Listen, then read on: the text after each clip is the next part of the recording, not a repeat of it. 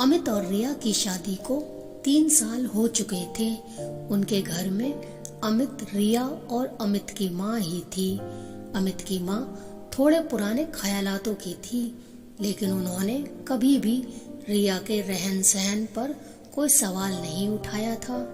अमित और रिया की शादी रिश्तेदारों ने ही करवाई थी, इसलिए उन्हें एक दूसरे की जिंदगी के बारे में ज्यादा कुछ पता नहीं था। उनके सपने एक दूसरे से कुछ कुछ मेल खाते थे और आज वो अपने सपनों का घर बनवा रहे थे। घर पर काम करने वाले सारे आदमी बहुत खुशी खुशी घर बनाने का काम कर रहे थे। कारण बस एक था, उनके साथ अमित का व्यवहार। अमित उनके साथ बिल्कुल घर के सदस्य जैसा व्यवहार करता था। उनके साथ चाय पीने बैठ जाता, कभी उनके लिए पानी ले जाता और कभी गुजरे हुए जमाने की बातें करने लगता। रिया को अमित की ये आदत बिल्कुल भी पसंद न थी। उसे वो लोग अपने स्टैंडर्ड से नीचे के लगते। उसने अमित को कई दफा रोकने की कोशिश भी की, लेकिन वो तो ऐसा ही था, वो अपनी नहीं बदल सकता था। काम चल रहा था कि अचानक एक दिन एक मजदूर के सिर पर एक ईंट गिर गई। जैसे ही अमित को इस बारे में पता चला, वो अपने कमरे से भागता हुआ आया। उस मजदूर के सिर से बहुत खून बह रहा था। अमित को उस समय कुछ न सूझा, तो उसने अपनी कार निकाली और उस लहूलुहान हुए मजदूर को कार की पिछली सीट पर लेटा दिया। इतनी देर में रिया भी आ गई और अमित के साथ कार की अगली सीट पर बैठ गई और कार घर से बाहर निकल गई। तुम पागल हो गए हो क्या? हमारी नई गाड़ी पर इसे लेकर जा रहे हो? रिया ने खून से गंदी होती बैक सीट को देखते हुए अमित से कहा। रिया के चेहरे पर चिंता साफ झलक रही थी, लेकिन अमित ने उसकी चिंता की परवाह न करते हुए गुस्से में बोला, हाँ, पागल हो गया हूँ मैं। क्या जानती क्या हो तुम मेरे बारे में? तुम्हें पता भी है? इतना कहकर अमित एकदम चुप हो गया। रिया कुछ सुनना चाहती थी जो अमित ने कहा ही नहीं था। कुछ देर कार में सन्नाटा था। बस सड़कों पर चल रही गाड़ियों के हॉर्न और हवा की सरसराहट की आवाज ही आ रही थी।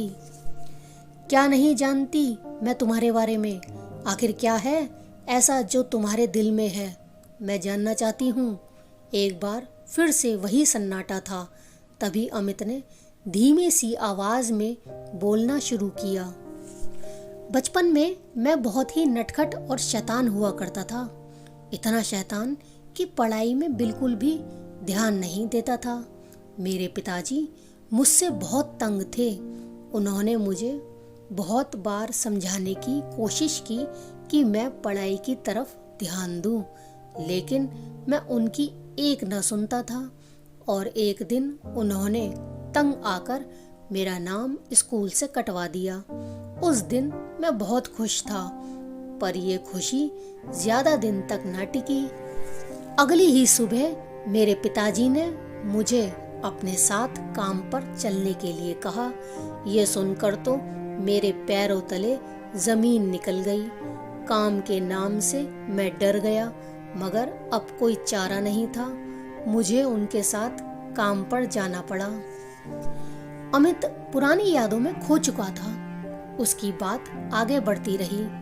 उसने बताना जारी रखा कि वो अपने पिताजी के साथ जिस काम पर गया था वो काम मजदूरी था। ये सुन रिया को कुछ कुछ समझ आने लगा, लेकिन रिया ने फिर से समझाने की कोशिश की। अमित, वो बीते हुए समय की बात है।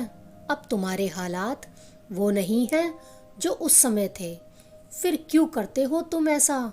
हमारा एक स्टैंडर्ड है। स्टैंडर्ड? रिया को टोकते हुए अमित ने सवाल पूछने के लहजे में कहा और आगे कहना जारी रखा। इसी स्टैंडर्ड ने ही आज इंसानियत को दिखावे के पर्दे में इस कदर लपेट दिया है कि इंसान को इंसान का दर्द नहीं बल्कि अपना स्टैंडर्ड दिखाई देता है। उसे अपना अंधेरों में बीता हुआ कल नहीं दिखता बल्कि झूठा चमचमाता हुआ आज दिखाई देता है। रिया को आज अमित का एक बदला हुआ रूप देखने को मिला। उसने ऐसी उम्मीद न की थी। घर में ऐसे मामलों पर कभी छोटी मोटी बहस हुआ करती थी, लेकिन आज तो बात साफ होने पर थी। आखिर कौन किसके हिसाब से चलेगा, आज इसका फैसला आने वाला था। इसी दिखावे के कारण मैंने अपने पिता को खो दिया। उस दिन जिस दिन मैं पहली बार काम पर गया था, ठीक इसी तरह उनके सिर पर भी चोट लगी थी और तुम जैसा ही कोई उस घर को बनवा रहा था।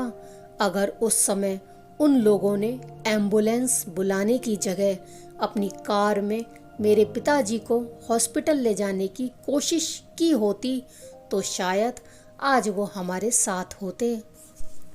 रिया सब समझ चुकी थी। उसे अपनी गलती का एहसास हो चुका था। इतनी देर में हॉस्पिटल भी आ गया। अमित ने कार हॉस्पिटल के गेट के आगे रोकी और उसी वक्त रिया कार से उतरकर मदद मांगने के लिए अंदर चली गई। कहानी यहीं खत्म नहीं होती। अमित के पिता के मरने के बाद उसके काम के पहले दिन ने ही उसका भविष्य तय कर दिया था, मगर उसे अपना ये भविष्य मंजूर ना था। उसने घर की जिम्मेदारी संभालने के लिए उसने काम तो किया, लेकिन अपनी पढ़ाई भी जारी रखी और खुद को एक अच्छे मुकाम पर ले गया। इसलिए वो इंसानियत का मतलब जानता था और इंसानों की कदर करता था, ना कि पैसों की। सो फ्रेंड्स, यह थी हमारी आज की कहानी। आपको कैसी लगी और क्या कहना है आपका इस कहानी के बारे में, कमेंट करके हमें ज़रूर बताएं। वीडियो को लाइक कर दीजिए और इसी तरह की कहानियाँ लगातार देखने के लिए चैनल को सब्सक्राइब करके घंटी को दबाकर ऑल पर सेट कर लीजिए, ताकि आने वाली वीडियो का नोटिफिकेशन आपके पास तुरंत पहुँचे। मैं मिलती हूँ आपसे अपनी अगली वीडियो में। तब तक के लिए धन्यवाद, शुक्रिया and take care. Love you.